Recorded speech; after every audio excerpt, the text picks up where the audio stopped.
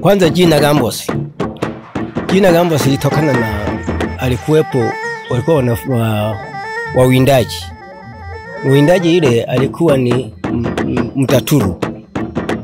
Kwa hiyo sasa alipofika hapa alikuwa anawinda wanyama lakini pia alikuwa na uwezo wa kuleta mvua.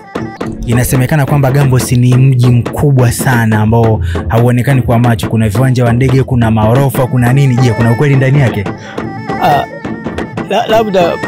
Labda kwamba kama una uwezo wa kuona.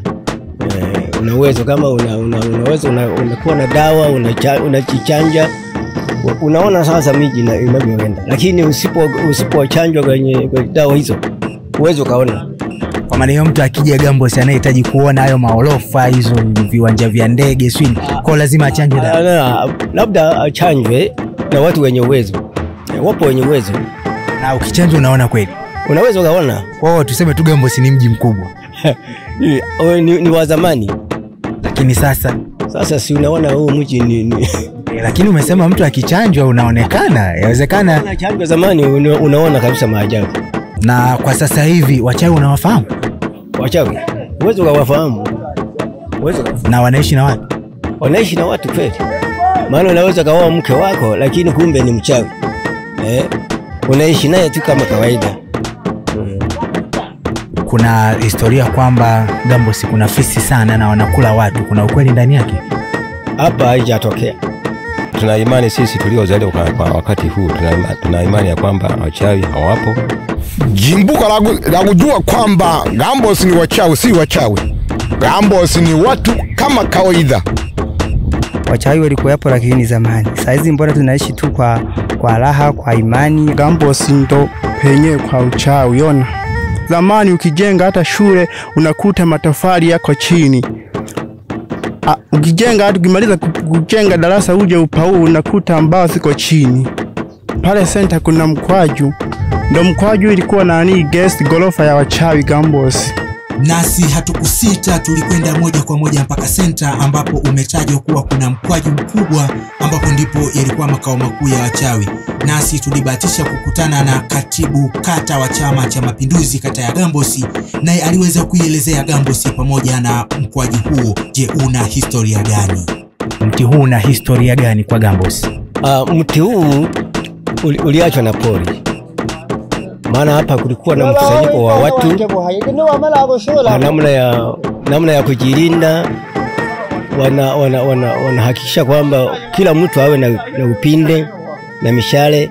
Kwa hiyo ilikuwa ni maana ya kwamba wanakaa hapa. Gambosi mwanzo ilisifika kwamba ni mji ambao umekaliwa na wachawi. Je, kuna ukweli ndani yake? Ni zamani sana. Ni zamani. Je, kwa sasa? Kwa sasa upo lakini umepungua. Sasa tunataka tujue hiyo zamani. Je, uchawi ulikuwepo na ulikuwaje?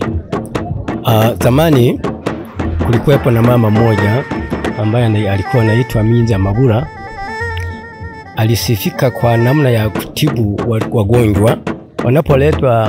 Wanapoletwa kwake anapona. Lakini anapougua hata Nguriati, Nyamuswa wapi, asipowaleta anakufa. Kwa maana hiyo sasa wao wanaamini kwamba amepelekwa Gambosi. Kwa maana hiyo wagonjwa walikuwa wakiugua sehemu zingine tofauti na Gambosi vijiji jirani lazima aletwe Gambosi. Na Gambosi walikuwa wanaugua sehemu mbalimbali. Na kutokea hapo tafsiri ya kwamba Gambosi kuna wachawi ndio ilipoanzia hapo. Ndipo ilivyoanzia hapo kwa sababu walikuwa wanapona wanapoletwa hapo. Wasipoletwa kwa mama yule hawakupona. Na walikuwa wakifa wanaenda wapi? Labda maana tunasikia kuna nini Mr. Kule, ni Mr. Kule. Kwa imani ya watu waliokuwa wanafiwa walikuwa na kwamba usipompeleka Gambosi anapelekwa Gambosi. Anakufa anapelekwa Gambosi. Anapelekwa kwa njia zipi? Kwa njia ya kiushirikina. Kwa maana hiyo mwanzo ushirikina ulikuwepo. Ulikuwepo mwanzo kwenye miaka ya 40 kitu. Na washirikina hao walikuwa wanaishi katika maeneo gani hapa Gambosi? Labda unaweza kutupa historia kidogo. Washirikina walikuwa wanaishi kwenye miji tu ya kawaida. Maana wao hawaonekani kwamba wana ushirikina isipokuwa kwenye makazi yao tu. Wanaishi hivyo kwa makazi yao. Na hao ambao wanasifika kwamba walikuwa ni wachawi, je, waliweza kurithisha watoto wao ama familia zao? Waliokuwa wanasifika kwa namna nyingine hawakurithisha,